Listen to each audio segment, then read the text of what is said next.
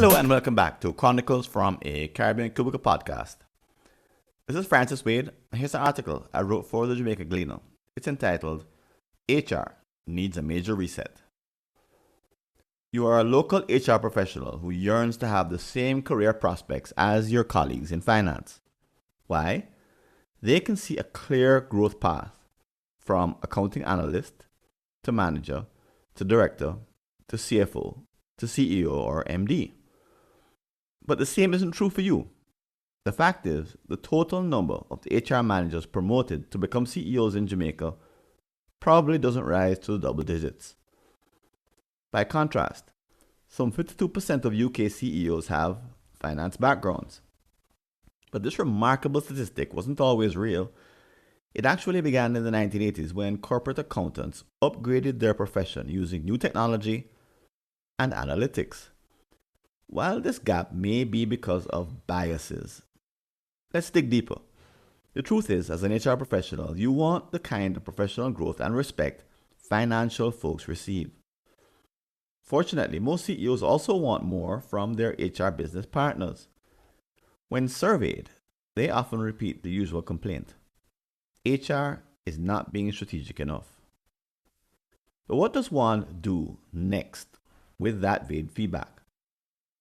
Here are some specifics gleaned in part from my experience with the Caribbean HR Forum community. Number 1, powerful evidence-based diagnosis. Data lies at the heart of great strategic plans. Fortunately, most HR professionals also want more than anecdotes. They realize the importance of data, but it's not enough. For example, in over 50 strategic planning retreats, I've seen a recurring pattern. Presentations made by HR are the least likely to be based on analytics and data. Why? The fact is, many HR jobs below the C-suite don't require these skills. The result? By the time they join the executive ranks, HR professionals just haven't had a lot of practice. As such, when they are promoted, a glaring gap may be obvious. Now they must compete for resources and attention with other departments. Their counterparts have already been using evidence-based analytic language to get buy-in at the highest level. By contrast, the CHROs struggle.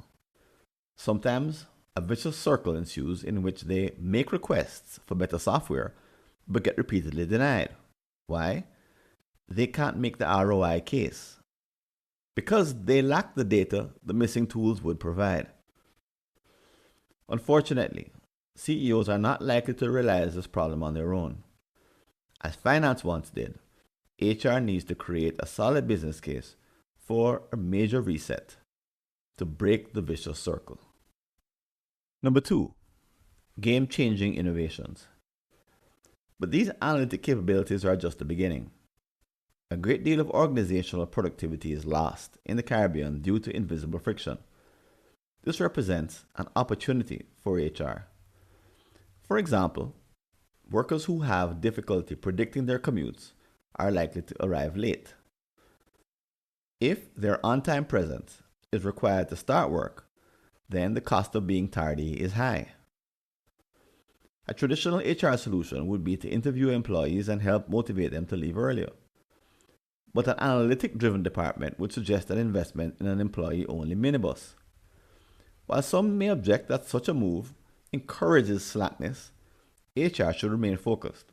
Why? The real question is whether or not the expenditure is worth it based on a crisp cost and effect analysis.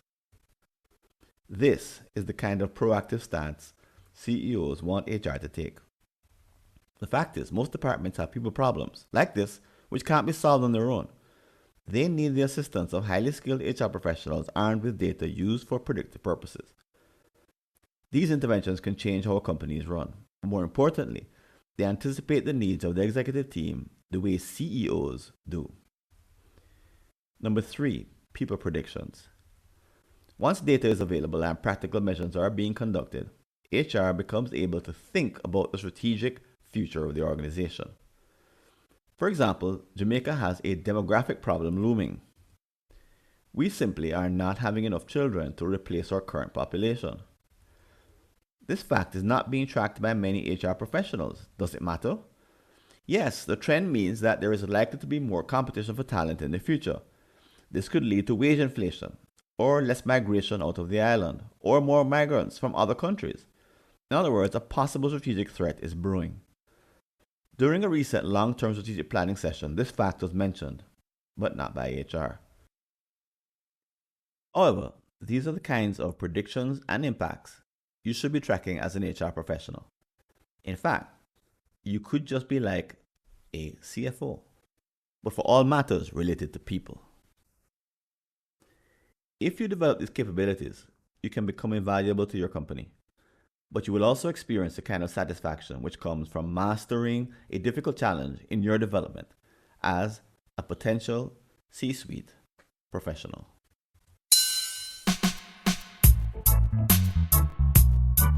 Thanks for listening. Do you have an unsolved problem in your Caribbean company related to strategy, productivity, engagement, or business process improvement?